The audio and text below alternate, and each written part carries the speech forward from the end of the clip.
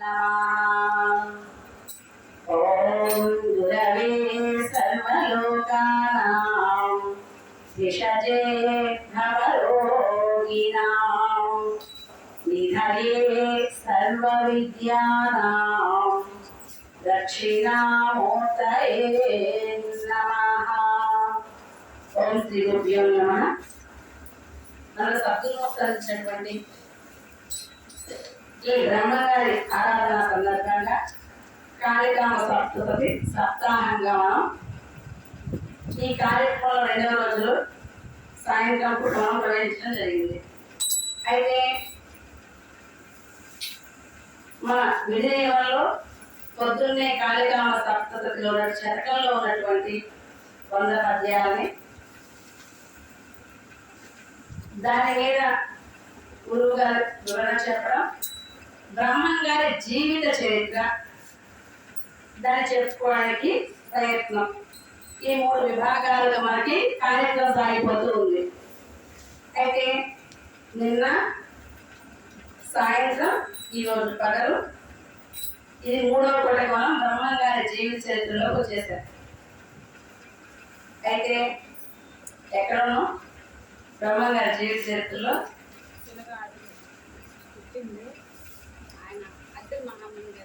బ్రహ్మం గారు ఒకగా వాళ్ళ తల్లిదండ్రుల పేర్లలో ఉన్నటువంటి అంతరార్థాలను గ్రహించడం, ఆయన తీసుకెళ్ళినటువంటి అత్రి మహామని విశేషాన్ని చెప్పుకోవడం, ఆయన పుట్టిన నది సమీపంలో ఉన్నటువంటి నది పేరు చెప్పుకోవడం ఇంతవరకు మనకి కళాభాగంలో వచ్చినటువంటి విషయం.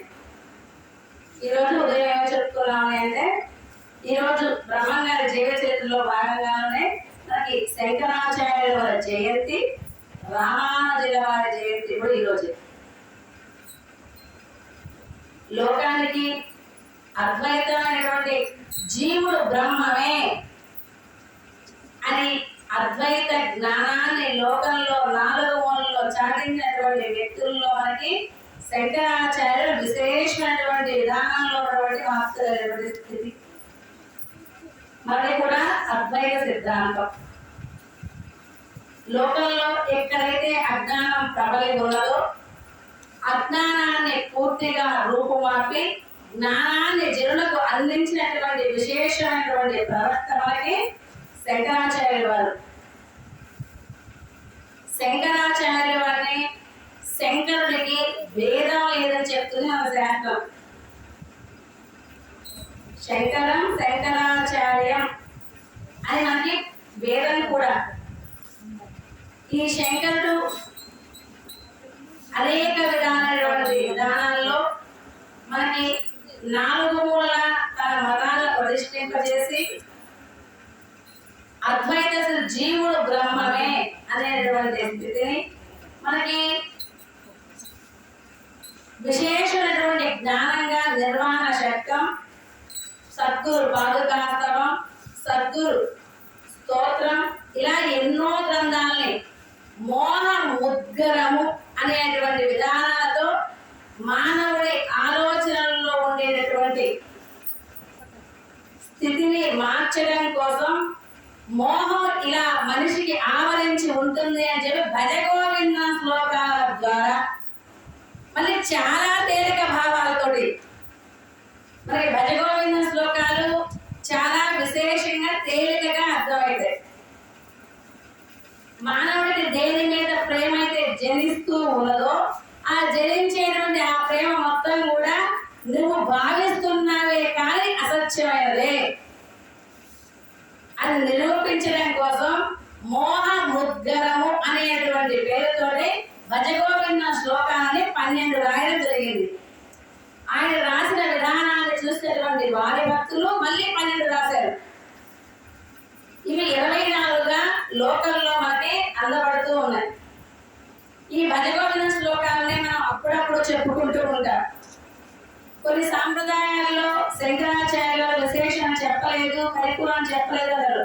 కానీ విశేషంగా మనకి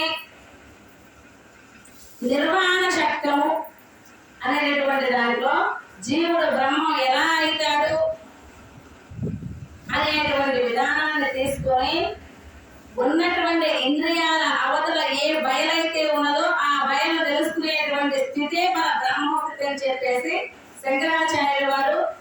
నిర్వాణ శక్తుల్లో మనకి చూపించడం జరిగింది. అహం నిర్వికల్పో నిరాధార భాసో విభుత్వాచ సర్వత్ర సర్వేంద్రియాణాం. నేను నిర్వికల్పుని, వికల్పాల రాహిత్య, సంకల్పాల రాహిత్యం ఎప్పుడైతే జరిగిందో అక్కడ ఉన్నటువంటి స్థితిని నేను నిరాధారుడని. ఏ ఆధారాలతో అయితే లోకాలు మొత్తం నిలబడుతున్నాయని చెప్తున్నాం, లోకాలు కలిగినటువంటి ఆధారాలు లేనటువంటి స్థితిలో ఉన్నటువంటి ఏ చైతన్యం అయితే ఉందో అది నేను అని మనకి నిర్వాణ శక్తం అనేటువంటి దానిలో మానవుడిలో ఉన్నటువంటి 25 తత్వాలతో నడిచేటువంటి ఈ దేహంలో ఉన్న స్థితి నేను కాదు అని మనకి విశేషంగా అందించినటువంటి మహాప్రవక్త మనకి శంకరాచార్య వారు. నిర్వాణ 6 ఉంటాయి. ఆ 6లోనే మనకి దేని మీద అయితే ఆలోచన మనోబుద్ధి అహంకార చిత్తాని నాహం నశోకం నజిహ్వా నచక్రాన నేత్రం నచ వ్యోమ భూమిర్న తేజో న వాయు చిదానంద రూప శివోహం శివోహం. మనస్సు బుద్ధి చిత్త అహంకారాలు ఇప్పుడు దాకా నేను అనుకున్నాను, అవి నేను కాదు, నాకు అధీనమై ఉన్నాయి. మనస్సు కేంద్రీకృతంగా వాటి అధీనంలో మీరు ఉంటారు, అంతేగాని మీరు అన్నిటినీ వదిలినటువంటి ఏ చైతన్యం అయితే ఉన్నదో మనం ఎలా చెప్పుకున్నాం, పొద్దున చెప్పేటప్పుడు దేహంలోనే దైవం ఉన్నాడు. కానీ దైవం దేహంలో ఉన్నటువంటి స్థితి మనకి మామూలుగా చూసేటువంటి నేత్రాల ద్వారా ప్రకటితం అవ్వడు. ఇప్పుడు మనకి బ్లడ్ లో ఇన్ఫెక్షన్ వచ్చింది అని అంటేనే డాక్టర్ గారికి వెళ్తే డాక్టర్ కూడా మామూలుగా చూడలేడు. అయితే దానికి కావాల్సిన స్కోప్ వేస్తే మాత్రమే దానిలో ఉన్నటువంటి విషయం అర్థం అయింది. అలానే దేహంలో ఉన్న దేవుణ్ణి చూడడానికి కూడా దానికి ఒక మార్గం ఉన్నదని చెప్పి సోహం భావేన పూజ ఏత్. ఏ సోహ స్వరూపం అయితే లోపలికి వెళ్ళి తీసుకుంటూ వదిలిపెడుతూ ఉన్నదో, మనకి లోపల ఒకడు ఉండి గాలిని తీసుకోవడం వదిలిపెట్టడం చేస్తూ ఉన్నాడు. ఆ ఎవడు ఎక్కడ ఉన్నాడు, ఎవడు తీసుకుంటే మనకి లోనికి వెళ్తుంది, ఎవడు వదిలిపెడితే లోపల నుంచి వస్తుంది. అటువంటి మూలాన్ని తెలుసుకుని దాన్ని ఇదిగా పట్టుకోగలిగితే అదే బ్రహ్మం. సంకల్పాలు ఎక్కడి నుంచి ప్రారంభం జరుగుతున్నాయో, ఎక్కడి నుంచి ఆగిపోతున్నాయో అది తెలుసుకుంటే వాడు బ్రహ్మం. అందుకనే జీవో దేవో సనాతన. ఈ జీవుడు ఖచ్చితంగా దైవమే, కానీ అజ్ఞానం అనే నైర్మల్యం ఉన్నంత సేపు మాత్రమే దాన్ని కనుక్కోలేకపోతున్నాడు. దాని ప్రయత్నం ద్వారా చేయవచ్చు అని చెప్పి ఉన్నటువంటి జ్ఞానాన్ని లోకానికి అందించినటువంటి మహాప్రవక్త మనకి శంకరాచార్య వారు. ఈ భజగోవింద శ్లోకాలలో కూడా మనకి మానవుడు తాను చూసే ప్రపంచంలో కొన్ని నిజము అనుకుంటాడు. ఏంటి అంటే మాకు ధన జన యౌవన గర్వ భారతి నిమేషాల సర్వ మాయామయమిదమఖిలం వేత్వ బ్రహ్మ పదత్వం ప్రవేశ విదిత్వం. భజ గోవిందం భజ గోవిందం గోవిందం భజ మూఢమతే సంప్రాప్తే సన్నిహితే కాలే నహి నహి మజ్జతి దుఃఖంకరణి. చూసినటువంటి ప్రపంచాన్ని బట్టి చాలా ప్రపంచం మనం పుట్టిన కానీ చూస్తూ ఉన్నాడు కదా, దానిలో మనకి 3 వస్తువులు కానీ వస్తున్నాయి. ఏంటి అవంటే ధనం, రెండవది జనం, మూడవది బలం. ఇవి చూసేది మనం నిజమే అనుకుంటూ ఉన్నాం. ధనం ఉంటే గొప్పవాడు, జనం ఉంటే బలం ఉంటే గొప్పవాడు, బలం ఉంటే గొప్పవాడు. ఈ 3 ఉన్నటువంటి వాడికి ఎదురు లేదు. ఇంకేం అవసరం, ఏం తెలుసుకోవాలి? ధనం లేకపోతే పక్కనోడి కాడిలో దేవుని తెలుసుకోవాల్సి వచ్చింది. చుట్టూ ఎప్పుడు నలుగురు జనం ఉంటానే ఉన్నారు, ఏం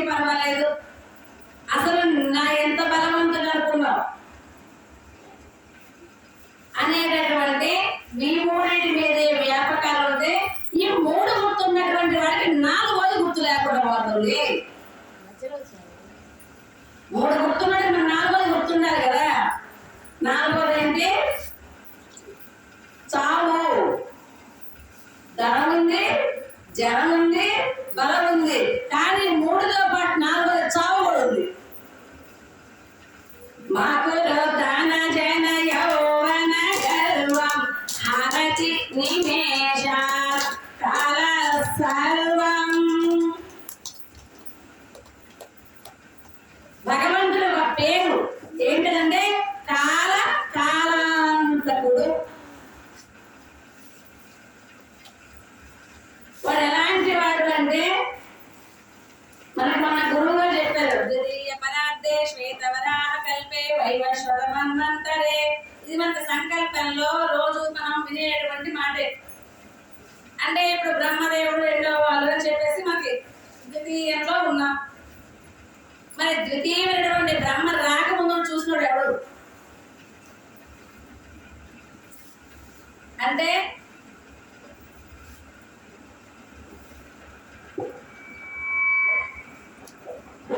వాడొకడు ఉన్నాడు, వాడే కాల స్వరూపుడు. కాలచ్చ నారాయణ.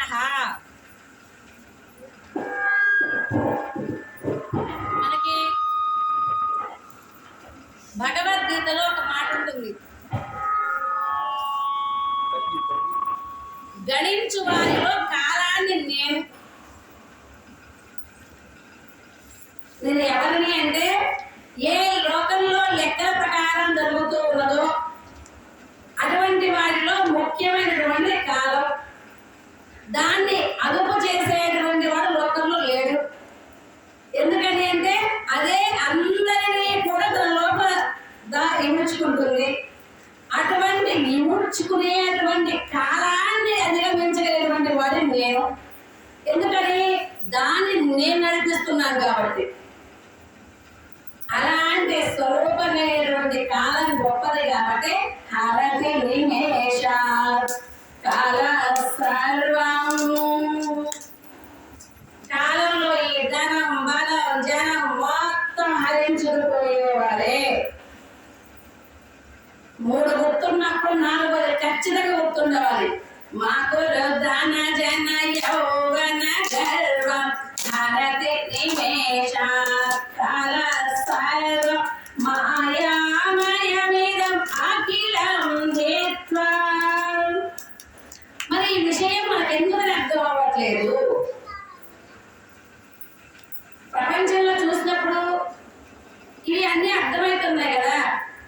ధనవంతుడు గొప్పవాడు, విద్యావంతుడు గొప్పవాడు, మంచి కులంలో పెడితే గొప్పవాడు అని అర్థమైనటువంటి మాకు మరి ఈ విషయం ఎందుకు అర్థం కావట్లేదు అని అంటే భగవద్గీతలోనే చెప్తాడు, దైవీహేష గుణమయి మమ మాయ దురత్యయ.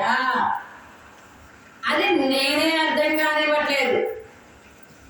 అదే మనకు శంకరుడు చెప్తుంది, మాయా మయం ఇదం అఖిలం జిత్వా. మాయ అనేటువంటి తెర జనాలందరికీ అడ్డుగా ఉన్నది. మనకి బ్రహ్మంగారు కూడా చెప్తారు, కన్నులు మోసి ధ్యాన మనసు మాయ తప్పి మగువేయు. మనసు మాయతో కూడి ధ్యానంలో ఉండేటువంటి సమయంలో నిశ్చలాత్మకం లేకుండా సంకల్పాన్ని ఎప్పటికప్పుడు విడుదల చేస్తూ ఉంటారు.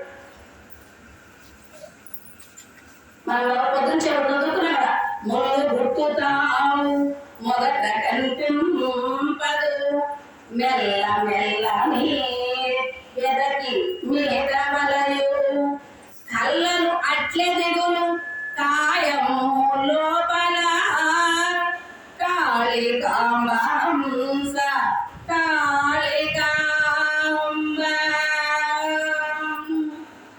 భజ గోవిందం భజ గోవిందం గోవిందం భజ మోడమతే సంప్రాప్తే సన్నిహితే కాలే నహి నహి రక్షతు దుర్గంధరనే.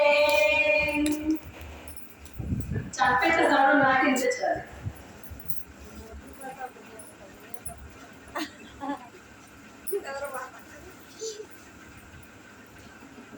నాకు మరి వాళ్ళే కదా వస్తారు.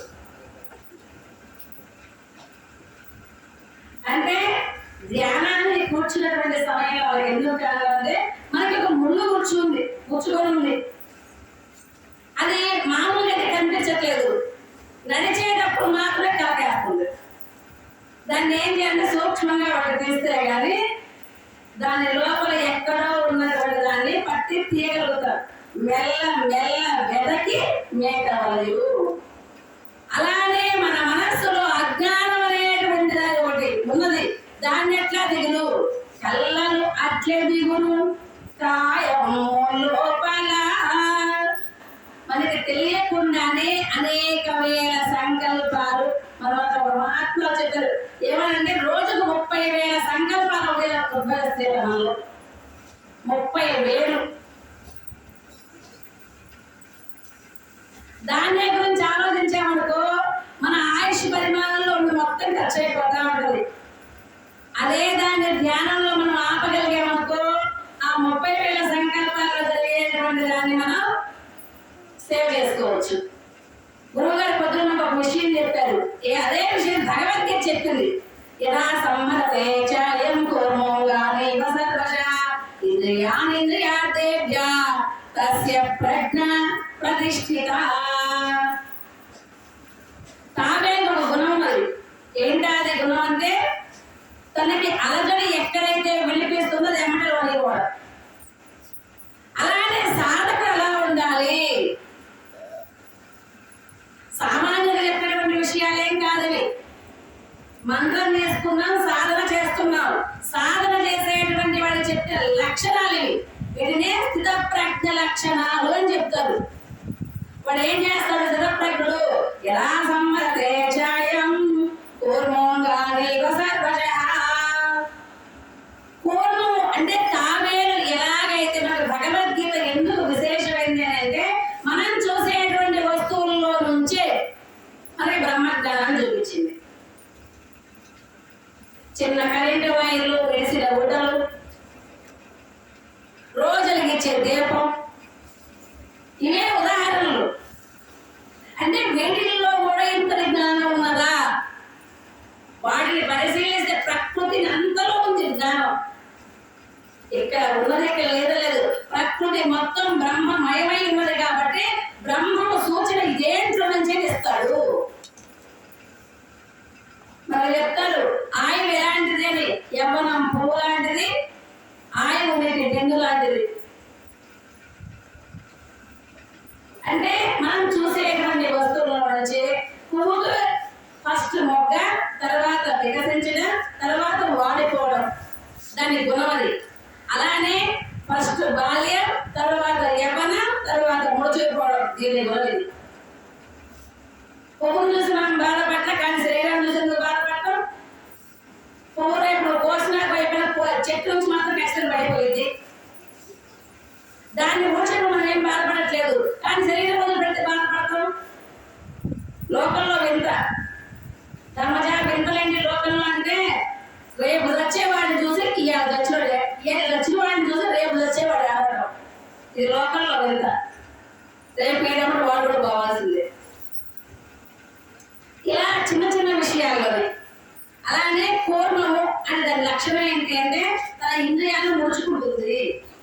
సాధకుడు కూడా తనకి లోకంలో జరిగేటువంటి చిన్న చిన్న మార్పుల్లో విషయాలు తన మైండ్ లో వస్తా ఉంటే ఎమ్మటే అంతర్లీనమవుతాడు. ధ్యాన స్థితిలోకి వెళ్ళిపోయి తన ఇంద్రియాల మొత్తాన్ని బ్రహ్మానందంలో లయం చేస్తాడు. ఆ బ్రహ్మానందం పరమ సుఖ పదం కేవలం జ్ఞానమూర్తి. అక్కడ బ్రహ్మానందం ఎలాంటిదంటే పరమ సుఖంతో కూడుకుని ఉన్నది. దాంట్లో ఏమైపోతాడు? ఎటువంటి వాడికి వచ్చింది? ద్వంద్వాతీతం. నీవు నేను ప్రకృతి శరీరం అనేటువంటి ద్వంద్వాలు ఎవరికైతే లేకుండా ఉన్నాయో ఆ రహిత స్థితి పొందినటువంటి వాడిగా లభించేది బ్రహ్మానందం. అటువంటి స్థితిలో నిలబడేటువంటి వాడు స్థిత ప్రజ్ఞుడు. వాడే ఎలా సంహరతే చాయం కూర్మోంగాని సర్వశ ఇంద్రియార్థేభ్య. ఇక్కడ అప్పయ్య గారు మనకి మనకి ఎన్ని ఇంద్రియాలు ఉన్నాయంటే జ్ఞానేంద్రియాలు 5, కర్మేంద్రియాలు 5, విషయేంద్రియాలు 5, అంతరేంద్రియాలు 4. అయితే ఇక్కడ చెప్పేటువంటి విషయాలు ఏంటి అంటే ఇంద్రియార్థేభ్యః తస్య ప్రజ్ఞ ప్రతిష్ఠిత. తెలివి అక్కడ ఉపయోగించాలి. ఏంటా తెలివి? ఎక్కడే కూర్చున్నా ఇంట్లో విషయాలు గుర్తు చేస్తుంది. దేని ద్వారా? శబ్దగ్రహణమైనటువంటి ఈ శక్తి ఎక్కడో తిరిగి వచ్చేటువంటి శబ్దగ్రహణం ఆకాశతత్వం అని చెప్పుకున్నాం కదా. ఆకాశం ఎలాగైతే అంతనా ఆవరించి ఉండదు, అలానే మన మనసులో ఉన్నటువంటి సంకల్పాలు ఎక్కడి నుంచో తెచ్చి ఇక్కడ పెట్టింది. అది ఎమ్మటే మనసుతో జాయిన్ అయింది. ఇక్కడే ఉంటాం కానీ చెప్పిన విషయం ఆ సమయంలోనే గుర్తుండదు. నేను మా అమ్మాయిలో చూస్తా ఉన్నాను, ఏంటమ్మా ఏం మాట్లాడుకున్నారు, పాప గురువు ఎట్లా సభ చేస్తా ఉంటే ఒక శిష్యుడు పాప శ్రద్ధగా ఇంటున్నాడు, గురువు ఎట్లనే చూస్తుందంట. అబ్బా 10 మంది కూర్చోండి కానీ ఏం ప్రయోజనం? అసలు ఇంకా అదిగో మళ్ళీ అసలు నాకల్లే చూస్తుంది, నన్ను వదిలి పెట్టదని చూసిండు. ఇల్లంతా దాపు ఒక్కలు చూస్తా ఉన్నారు, అందులో ఒక్కలి పిన్నామ ఒక్కలి సెవెన్లో ఒక్కలి చూస్తా ఉండేసరికల్లా పాప వీళ్ళందరూ ఏకాగ్రంలో లేదు, మళ్ళీ ఒక్కటే ఏకాగ్రంలో ఉందనుకుంటు. వేసినాక అమ్మాయి చెప్పింది మొత్తం పట్టిందమ్మా బోధ అని చెప్పిండు. గురువుగారు పట్టింది కానీ తోట పట్టలేదు గురువుగారు అని అంటారు. అదే నేను చెప్తున్నట్టు దేవుడు తోటలు రాడా? నేను చెప్పింది బ్రహ్మాండ విషయం. తోట నుంచి వచ్చింది గురువుగారి దారిలో వచ్చింది. తోట బ్రహ్మాండం ఏలాంటి చూస్తున్నాడు, గోడకున్నది, గోడ బొక్కలో పాము పడుతున్నది. నువ్వు చెప్పే మా నాన్నగారు చూస్తున్నాడమ్మా, నీకు ఖచ్చితంగా చూపుకి ఎదురులో గోడ ఉంది, గోడలో పడుతుంది అంటే ఇప్పుడు ఏం తీసుకెళ్ళింది? ఇంద్రియార్థేషు. ఈ ఇంద్రియాల్లో ఉండిచేటువంటి ఈ ఇంద్రియాలు ఎక్కడే ఉన్నాయి కానీ వాటి గోళాలలో విషయమైనటువంటి విషయాలు మాత్రం బయట ఉన్నాయి. కానీ సాధకుడైనటువంటి వాడు ఏం చేస్తాడు? ఇంద్రియాల్లో విషయేంద్రియాలని తన అదుపులో ఉంచుకొని తన ప్రజ్ఞని అటు చూపిస్తాడు. ఇలాంటి విధానంతో ఏ సాధన వాడు దిగపడ్డాడు. అలాంటి లక్షణాలు మనకు చూపించినటువంటి మహాత్ములు శంకరాచార్య గారు ఒకళ్ళు.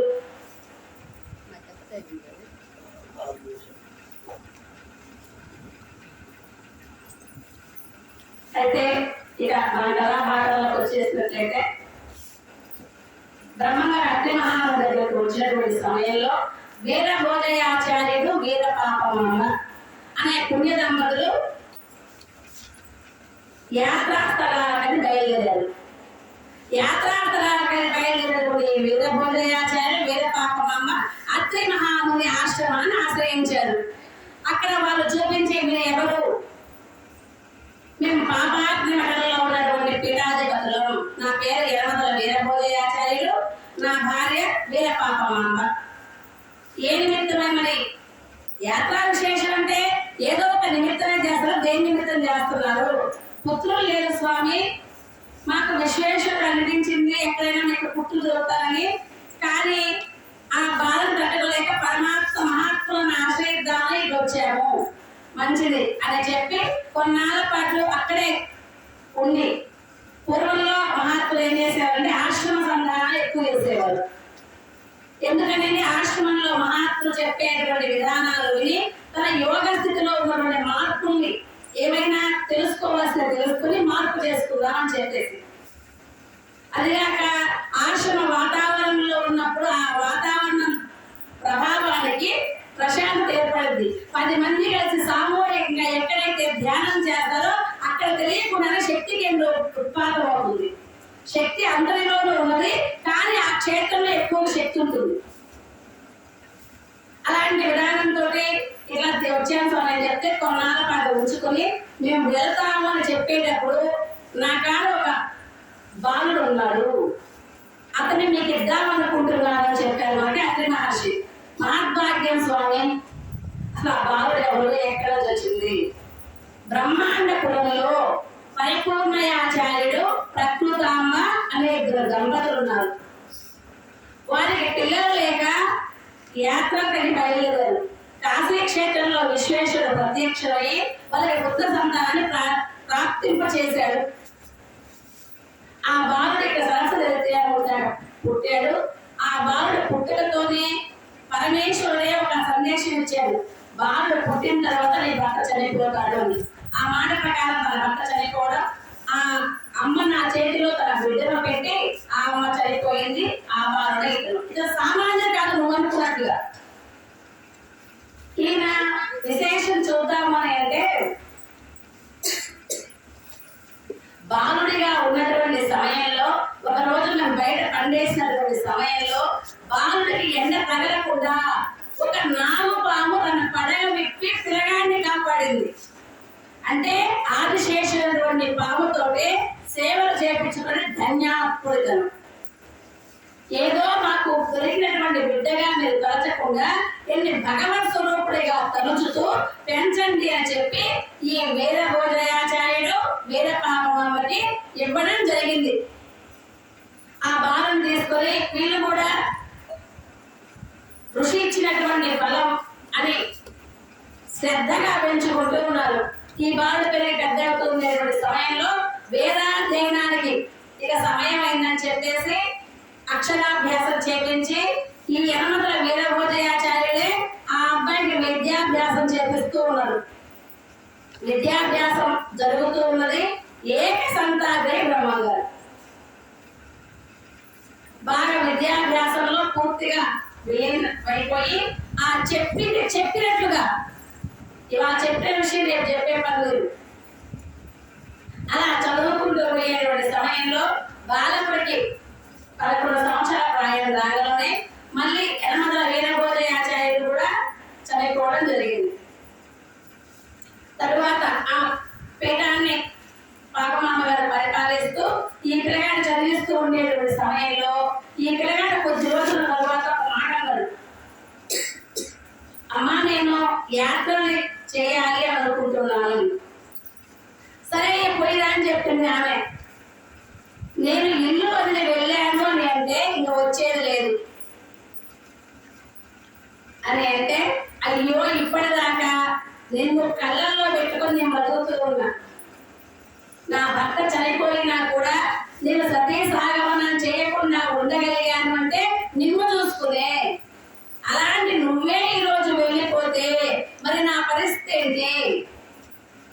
ఇంత ప్రేమగా నిన్ను పెంచుకున్నది దేనికోసమైనా?